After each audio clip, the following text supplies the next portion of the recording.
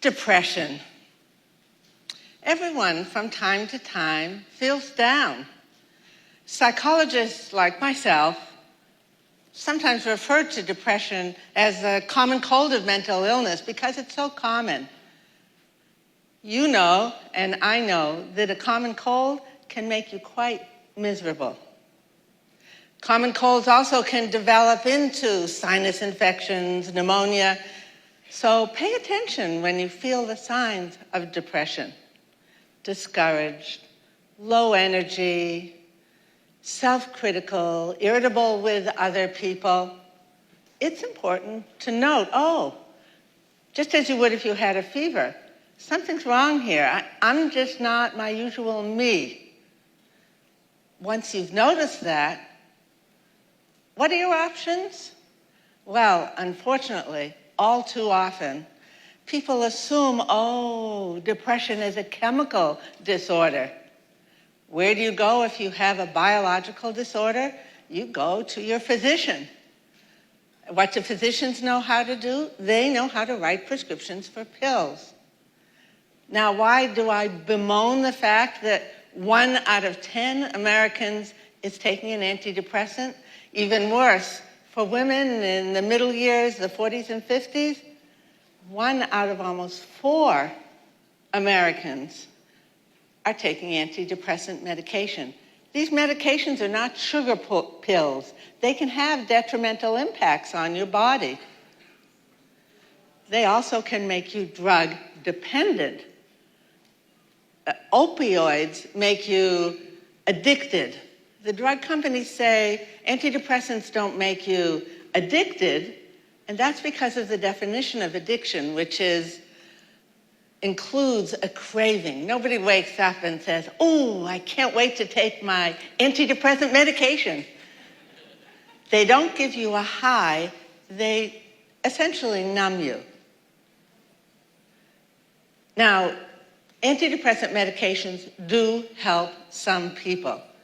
The difficulty is, number one, there's many people that they don't help. They only help about, maybe at best, 60% of the people who take them. Second, there can be serious side effects. Google antidepressant side effects if you want to scare yourself a little before taking them. The good news? There's lots of psychotherapy, talk therapy methods for getting rid of a down mood.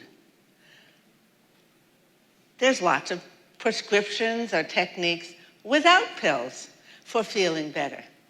So today, the particular prescriptions that I'd like to share with you come from my own theory of what makes people feel good and what makes people feel bad. When I write books about it, I call it conflict resolution theory. To remember it in a more easy way, let's call it bump therapy. Here's why. You're walking down the road of life. Maybe you're rushing along the road of life, and you hit a bump. So at that bump, which is some disturbing situation, you scratch your head and figure out what to do about it. If you're lucky, you get what you want and move on, tootling on down the rest of your road of life. But all too often, when we hit a disturbing circumstance, we fold. We give up on what we want. Sometimes that's a good idea because there just don't seem to be any other options, or if the other option is to get into a fight, may not be worth it. Giving up in response to something you want triggers depression. Okay, this model, this bump model, tells us what we need to do to feel better. Here's the bump. We've gone into depression. Back up. Identify that bump and solve the problem in a new way. Sounds easy, but not quite so easy. Here's why. When you're depressed, often you don't know what the bump was. There's something about that dark cloud that surrounds you when you're depressed that seems to block you from knowing what you gave up? What was the hurdle you couldn't overcome? So prescription number 1 will be a technique for pinpointing that problem. Here's another problem with depression. When you're depressed, you feel powerless. When we feel small and powerless, it's pretty hard to think of ideas of what we could do to solve the problem. Prescription number 2, pump up. I'll show you how in a moment. Prescription number 3, now that you know what the problem is, the bump, and you're feeling strong enough, now problem solve. Here's an example. Let's welcome in Julie. Julie is a recent actual client in my practice, name changed, obviously, for confidentiality. Julie, what brings you in here today? Julie said, well, for the last 4 or 5 months, I've been feeling so down. I have no energy. I feel so discouraged. I am beating myself up all the time, and unfortunately, I'm irritable with my husband. I'm irritable with my kids. Sounds like depression. Let's get to work. Julie? Julie's sitting down. Close your eyes. I don't recommend this technique when you're driving, by the way. Julie, close your eyes. Allow an image to come up on your video screen in your mind, your visual screen. Allow an image to come up of someone or something that you might be mad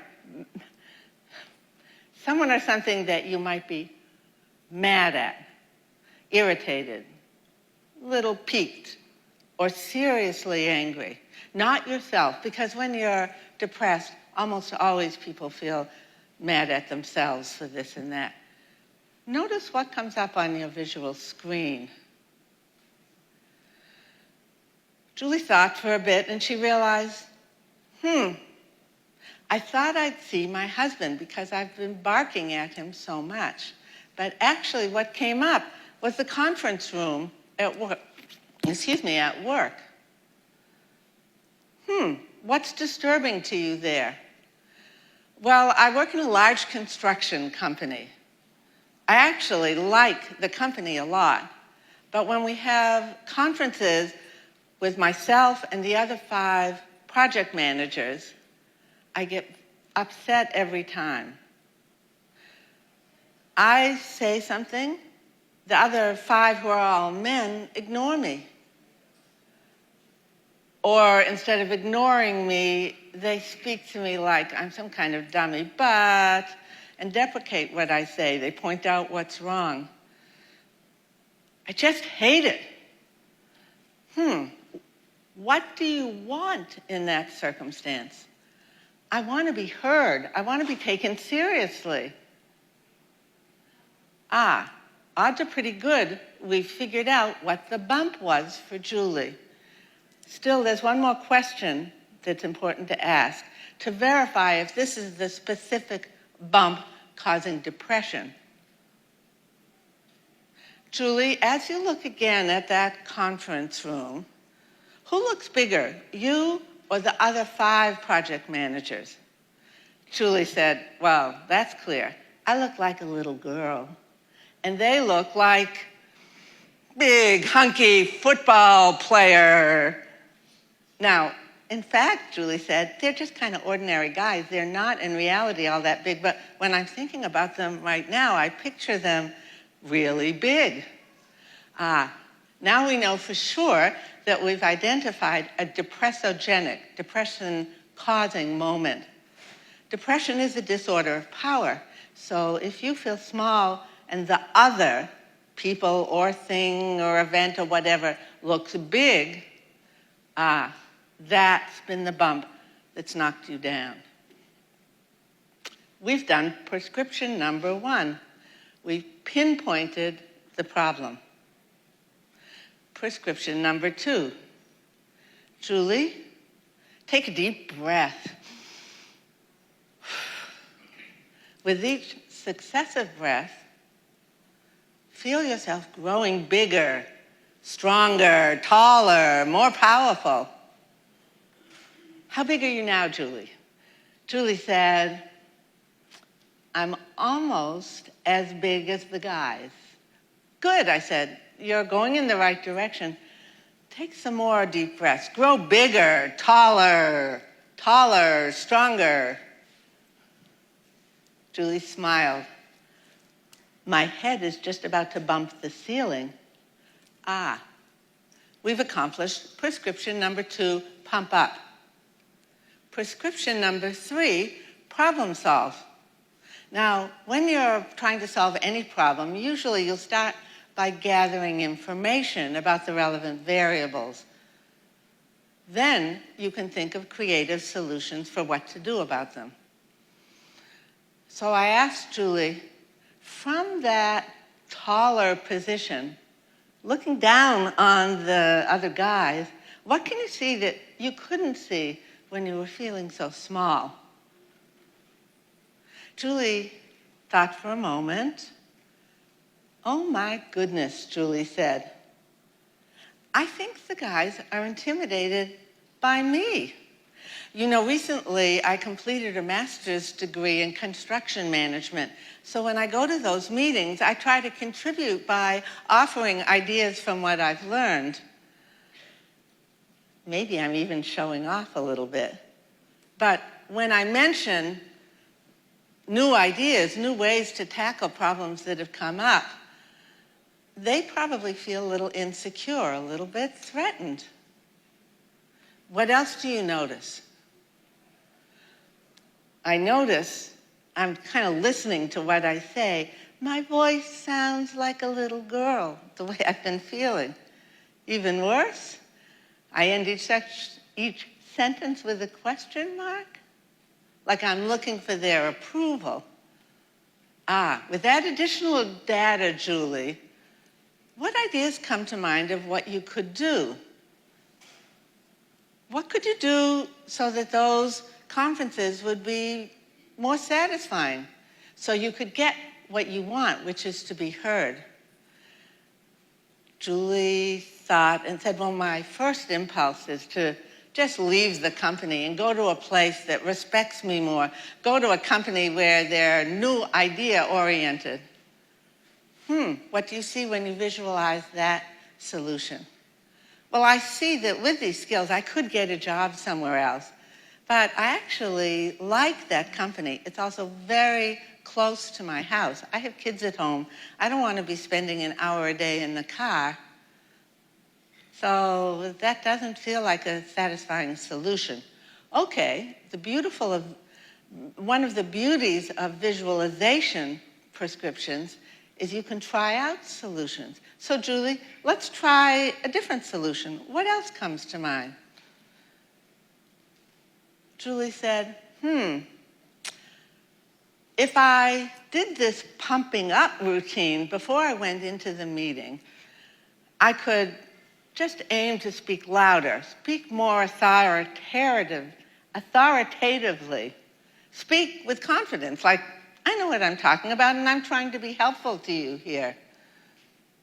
Visualize what happens then. Julie chuckled. That guy over there, no matter what I do, he's not going to listen to me.